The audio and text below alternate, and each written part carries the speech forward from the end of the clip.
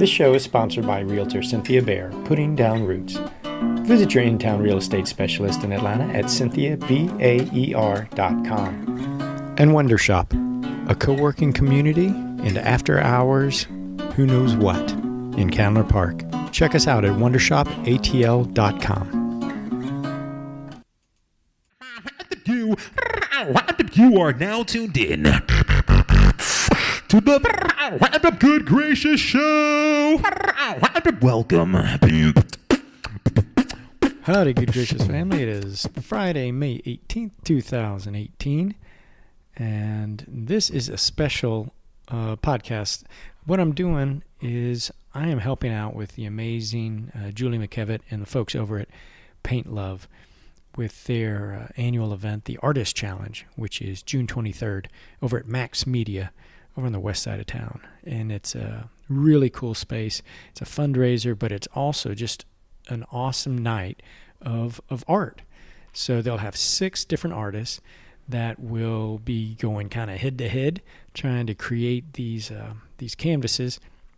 And there's going to be food and drink and great music, and you as an attendee get to get up close and personal with these artists, see how they do it, as well as become an integral part of the event, because the only way the artists can get their painting done is by getting fan support to get donations so that they can unlock their paintbrushes or their paints or their helpers or whatever it might be.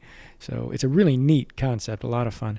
And again, it'll just be great. So I'm going to talk to as many of these artists as I can between now and the event and try to get everybody to learn a little bit more about who they are. And then you can go to the event on June 23rd and meet the artist and already kind of have a head start and have a good time. So first artist here is Josh LaFayette.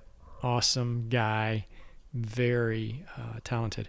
He gave me his card, his commercial artist card, and on the back of it, it says, quote, "Josh is a fun person and he likes to draw," unquote, is attributed to my son who calls me Josh instead of Dad. So that's kind of his sense of humor. It's kind of out there, but also very approachable. Really neat guy. I saw he did a Creative Mornings in Boston when he lived there. You can find that online and on, I believe, on his website. But it's interesting aspect to hear his journey to becoming an artist. So I'm going to let Josh tell you all about himself, and plan on going out to Paint Love Artist Challenge on June 23rd. All right. Enjoy.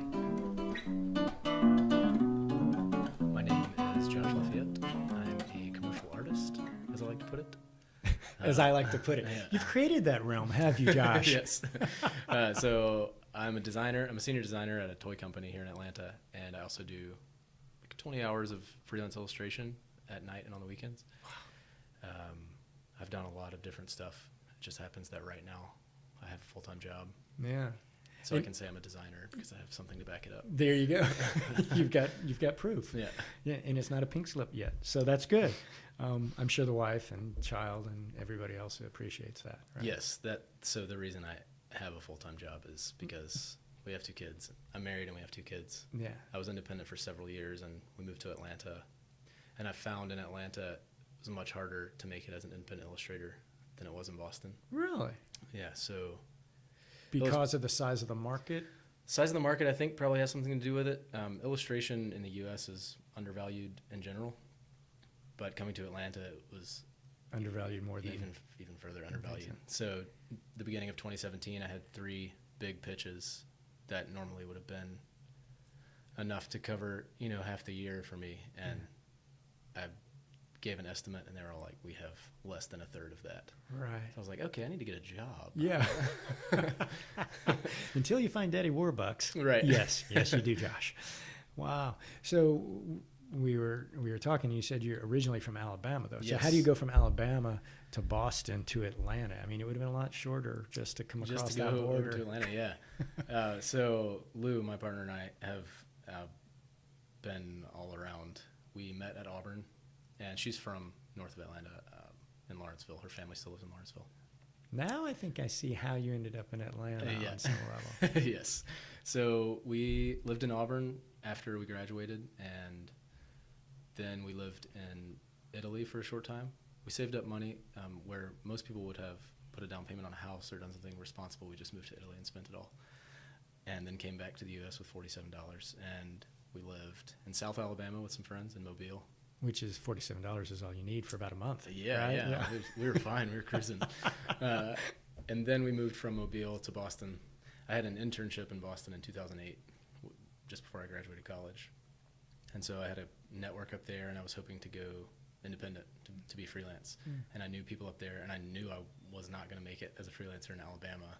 If the market in Atlanta is right. low, the market in Alabama is even lower.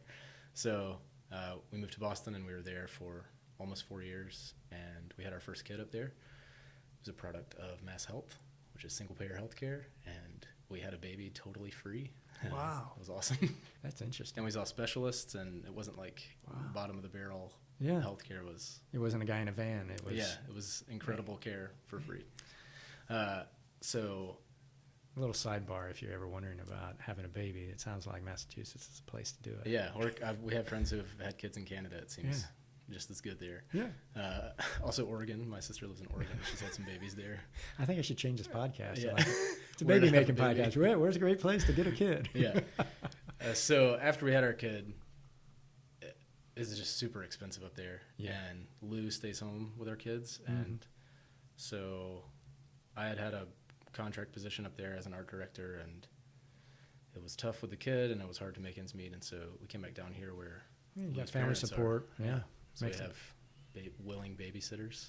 And then we had our second kid about a year after we moved here. She was not free. Yeah, well, but now Yeah. you've got your first kid will be the babysitter of the other Yeah, kid. right. That's how you rationalize things Yeah. sometimes. And then that brings us to today. Yeah, there we go. Yeah.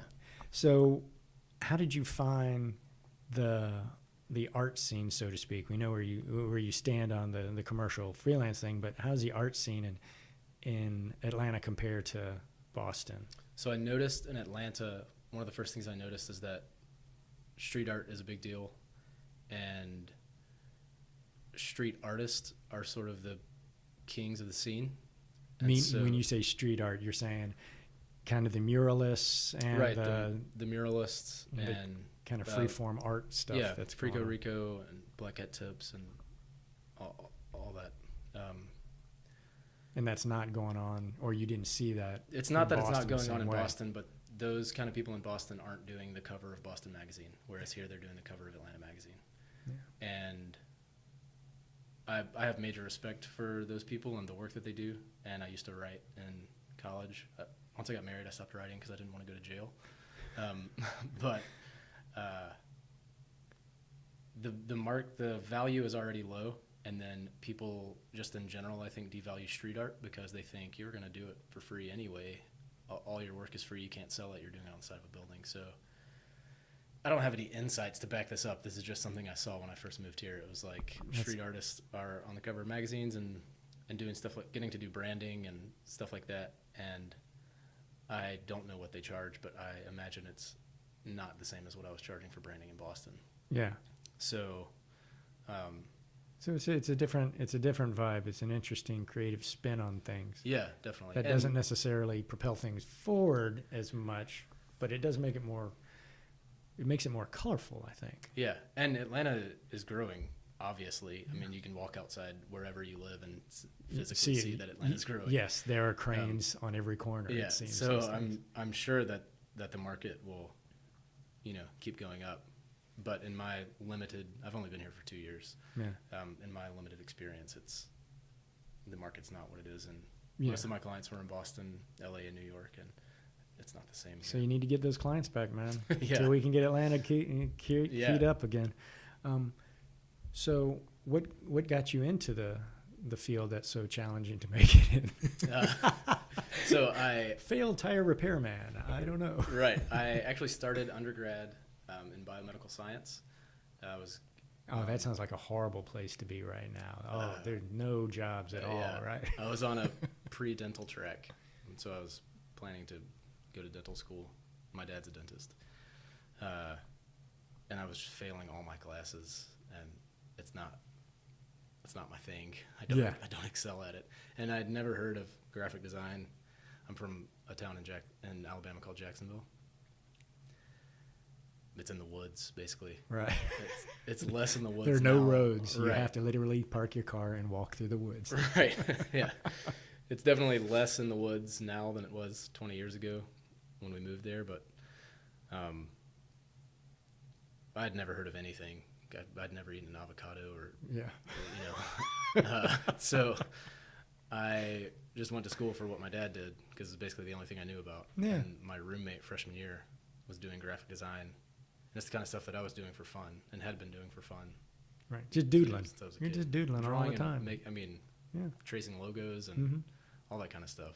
Doing thumbnail sketches, which I didn't know that's what they were called, but I was doing them.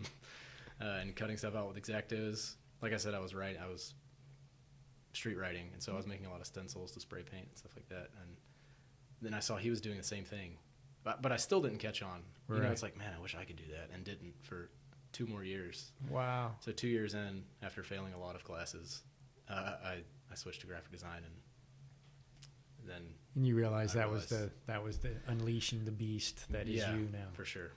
And so then I had the internship in 2008, and those guys, the 4 guys that worked at that place, Alphabet Arm, they're still mentors to me, and That's we're terrific. close friends. Yeah.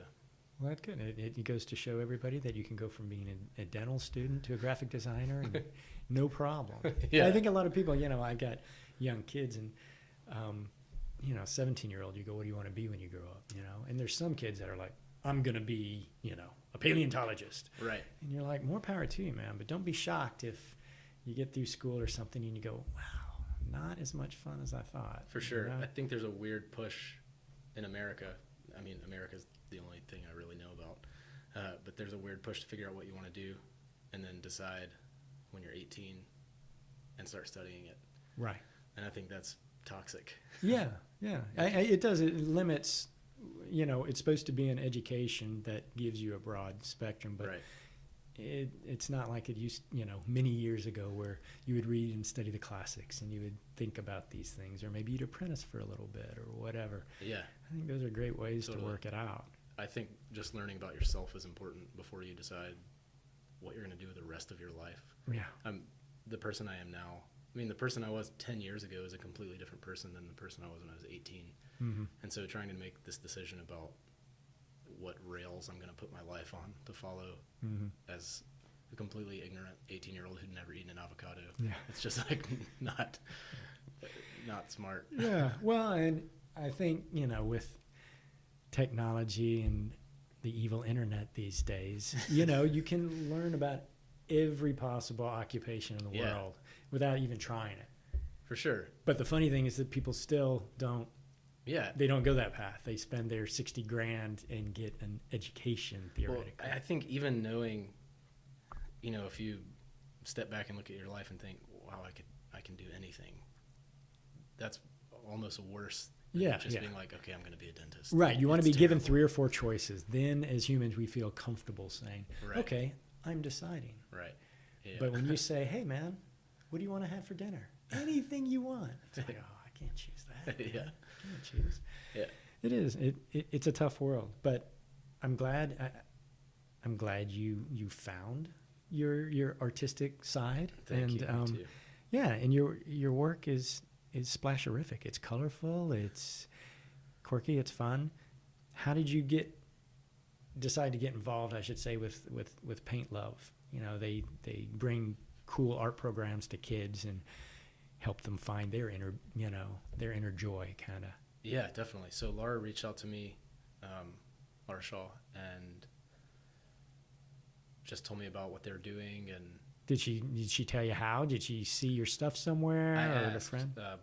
because I'm always perplexed when Yeah, how people someone find you. knows. I'm like, what? I'm just at my house drawing on my iPad. Yeah. How do they know? So her husband, Russell Shaw, had apparently seen my work on Instagram or something. But that's how I get a lot of stuff, is because people see my work on Instagram. Yeah, well, your Creative Morning speech in Boston, that's, that was the good takeaway for anybody who was paying attention, that, hey, put it up there. Yeah, totally. You never know who's going to swing by Instagram. Exactly. I've given versions of that talk at several schools around the U.S., and my whole thing is make a ton of work and put it on the internet. I personally don't think it even matters if it's bad. Yeah. I mean, you can look at the archive of my work on Flickr and Instagram, and there's a ton of bad work because I haven't always been good. Well, but also bad's a subjective decision, Yeah. right? Yeah. So what I don't like, may be your favorite. So that's the good thing, is that if you Right. put it up, there's an audience for everything. Right. And there's so much on the internet that, you could spend 6 months in private working on something that you think is the best thing ever, and you put it up on the internet, and people are going to forget about it. Yeah. Yeah. It's like that. But if you post a drawing every day for 6 months, then you're on the forefront of people's minds. And Yeah. that's been my whole career, is I just put my drawings online all the time. And then people who need somebody to draw a taco with $100 bills instead of lettuce, they're like, hey, I know a guy that can do Yeah. that. And that's an actual project that I got Right. that way. It's copyrighted. Don't try to steal that, anybody. Yeah. Well, I think that's good. Are you excited about the live challenge that with the other artists? at Yeah. Paint Love? Yeah. So I've done live stuff before, but never as, I guess, a challenge like it is. Oh, this is like a death Paint Love. throwdown. You Yeah. know that there's going to be like hammers and sickles, and it's going to be lions waiting in cages. Yeah, I'm really interested to see how. So the way Laura explained it to me, I have all my materials next to me, but I can't access them until someone donates the amount to unlock it. So one of my favorite parts about, I table at like Atlanta Zine Fest and other Zine Fests around the country and stuff like that, artist markets. My favorite part about that is talking to all the strangers. It's my favorite thing in the world, is talking Yeah. to strangers. Yeah. If I could get paid to talk to strangers, I would stop designing probably today. Yeah. So I'm really excited about interacting with the people there and trying to convince them to unlock Yeah. my brushes. Yes, the color blue, please. I Right. could really use that. Yeah, I have to paint the sky, please. Yeah. Unlock the blue. So yeah, I'm really excited. I think I'll probably get nervous. But you're gonna that win, day. right? Is it a competition? You're still gonna win. Is it a competition? Oh, there's got to be a loser, man. If it's No, a no, challenge, no. right? No, No, it's no. not. Okay. Challenge against myself. I don't want, winning implies that someone else loses, and I don't want that. That's right. So I know a couple of the other artists doing it, and I don't want to beat them. But you got side bets going on somewhere, I bet. No, I am an artist that I don't have a competitive bone in my body, so Right. much so that I can't watch sports, which is difficult because that's all anybody wants to talk about, sports. You can't watch it, or So- you refuse to. I think it's a little bit of both. But so often people are like, "Oh man, did you see That game. the game or whatever?" Because it's it's an easy it's an easy entry point. Unfortunately, I can't. It's not for you. I can't carry on a conversation about sports because I can't get invested in a game because I just really don't care who wins or loses. I really don't. Doesn't matter if. Well, that's a great attitude then. Coming into the Paint Live Challenge, I mean, you're sitting in the catbird seat, I think, because you got none of the stressors other people would have. Yeah. And you're like, I'm just going to I'm going to talk to strangers, man. I'm going to talk to strangers, and I'm going to have a good time. There's going to be food and drink and good music, and it'll all be about love, right? And one of the other artists, Gina Curlew, I think is how you say her last name. So we've met on the internet, but we've never met in person. And I've been following her work for a while and didn't realize she was in Atlanta until like 2 or 3 months ago.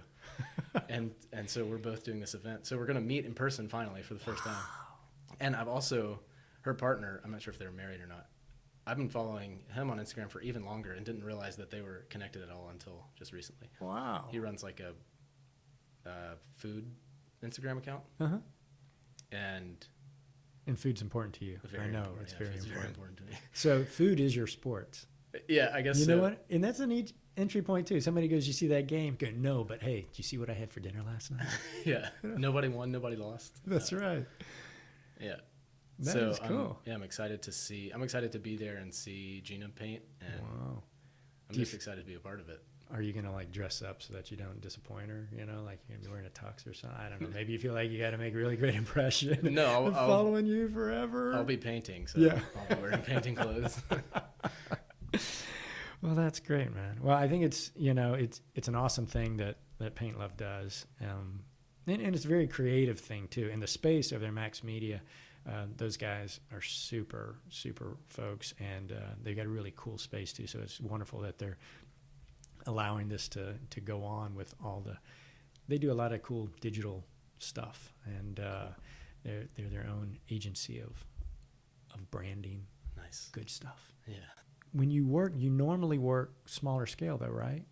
I mean, So when you think of this challenge, you're going to be working on a large canvas. Do you ever do like straight up painting stuff like that? Is that, or do you do murals and things of that nature? Yeah, definitely. So I have a mural up right now at the corner of Hosea Williams and 2nd Avenue in Eastlake. It's on the side of Port Hendricks. Oh, Not the Mary Hoopa's mural, the other side of the building. Mural on that side. And yeah, I've had paintings and shows. I recently did. There's a vet and a veterinarian in you got to make that distinction. yeah, in Inman Park, Common Companion Vet Company, and I recently did 3 large paintings for their interior. Oh, cool. So Barry Lee, who's an artist in Atlanta, he Yeah. did a big interior mural there, and then I did smaller paintings on wood, smaller than the mural, but they're still Yeah. 3 or 4 feet. Paintings for each of the exam rooms. Oh, So cool. that was cool. Yeah, I usually work digitally Mm-hmm. on an iPad, so it's like the size of a sheet of paper. Do you like that more? Is it just your comfort zone that you're used to just I can just cranking do it out? things faster because if Yeah, that scale thing is what messes my mind up. I can't imagine. I knew a guy in college who would do large format, and he would work these grids. You know, he'd have to throw a grid up on a wall and then go through, and it was so beautiful but painstaking. yeah, so I do grids sometimes depending on how big it is. I also, for these paintings that I did at Common Companion, I used a projector, an LED projector. That was incredible. It was so fast. Really? So I drew everything digitally on my iPad and then just projected it from my computer to the canvas. Yeah. It made everything so much faster. There's only 3 hours at Paint Love, so I'm not going to spend an hour gridding out my canvas. Yeah. So we have to have our sketch approved beforehand. Mm-hmm. So I'll have a sketch, and I'll probably do a color comp after that, and then I'll just tape my color comp up and Yeah. freehand from there. Well, I'm sure it'll be fine. Yeah, I'm not worried about it. Yeah. You shouldn't be worried. Am I making you feel worried? Am I No. making you nervous? No, but it seems like you want me to be. Not at all. I'm just trying to get the demons out, man. If you got them in there, let's get them out now.